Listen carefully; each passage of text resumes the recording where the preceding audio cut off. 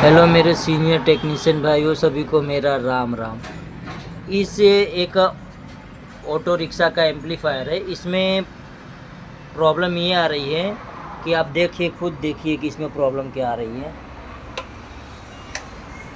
देखिए ये चालू हो गया, पावर सप्लाई आ गया, ऑटोमेटिकली ये बंद चालू होगा, अपने आप ही पावर कटेगा, फिर आएगा, फिर कटेगा। देखिए देख सकते हैं आप,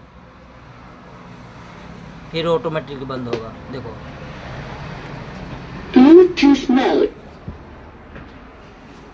ये इसका कार्ड है। आप बताएं कि इसमें क्या प्रॉब्लम है।